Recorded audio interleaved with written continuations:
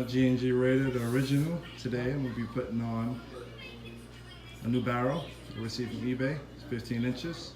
So first I'm going to take off the buttstock. Of course, if you have this model of the gun, it's a PDW type buttstock.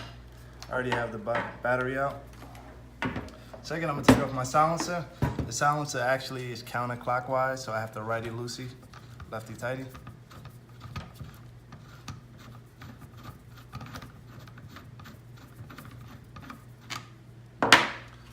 Now I'm going to take off my red dot scope.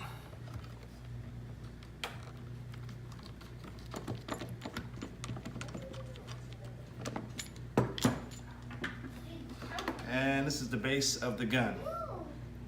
On the attachment is the front vertical grip. Not taking that off, no needs right now. To take apart the rail on this particular gun, there's two screws. One screw at the top, excuse me, and then there's one screw at the bottom.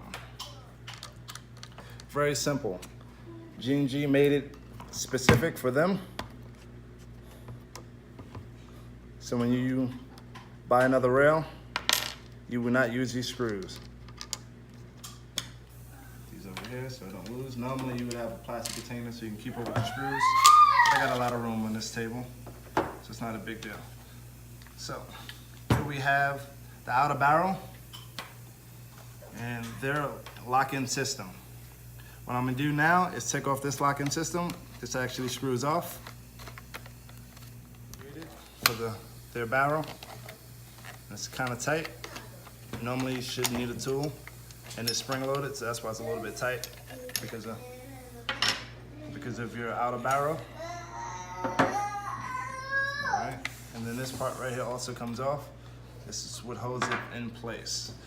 The next part of my gun that I will take off is the upper receiver.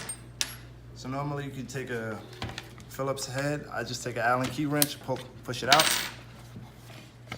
and I pull it out, and it slides entirely out. So, to take the inner barrel off, of course, you're supposed to remove the clip because it's seated at the bottom to the clip. Sorry, I have BBs in there, .25s. And then this pops right out. So, what happened was, excuse me, the bottom was seated into the clip, right here.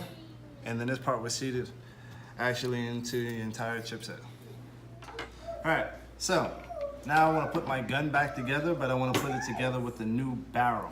So the first step for that, make sure you do not lose this washer right here that's included on your upper receiver. You want to put the outer barrel in first. It has grooves, so it's hard to actually mess up. They fit in perfectly. All right, put the outer barrel on. You want to put the actual barrel nut that comes with your new barrel on.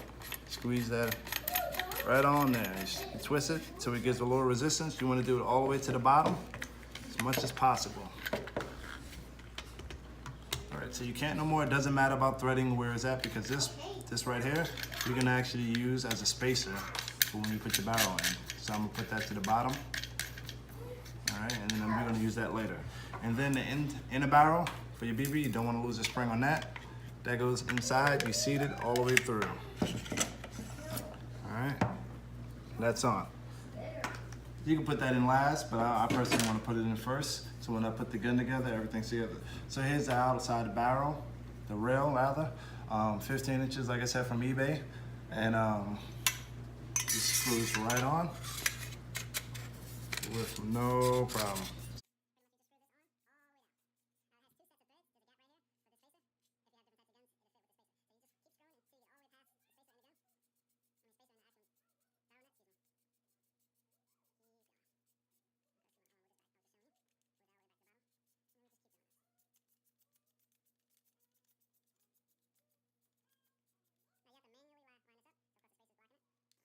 Space some more down.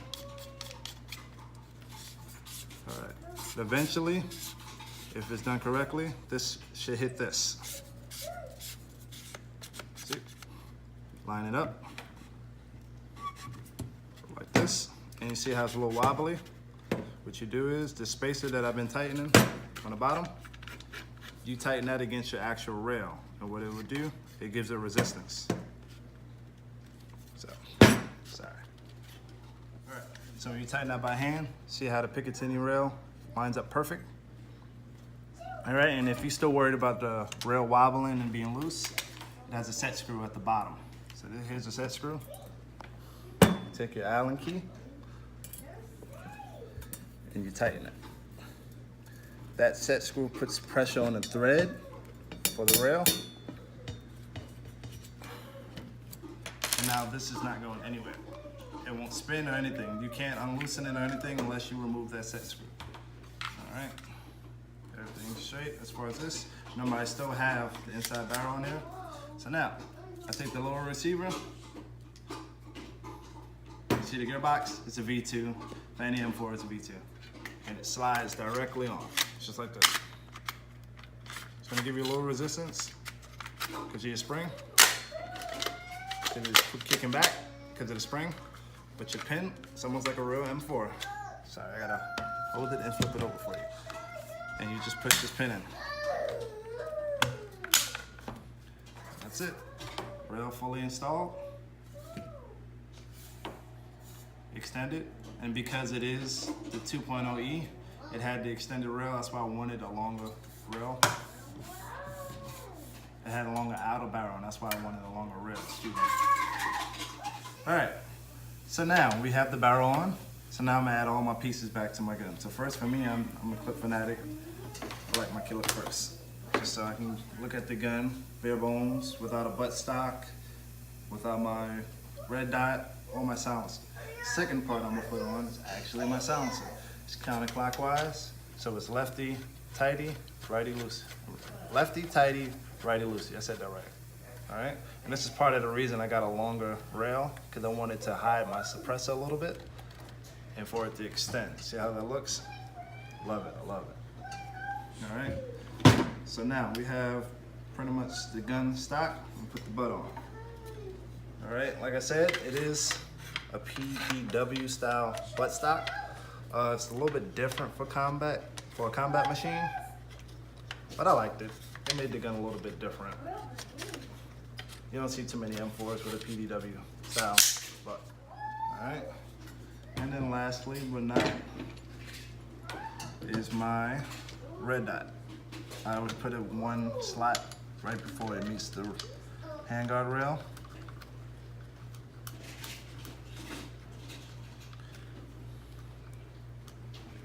And we're fully assembled.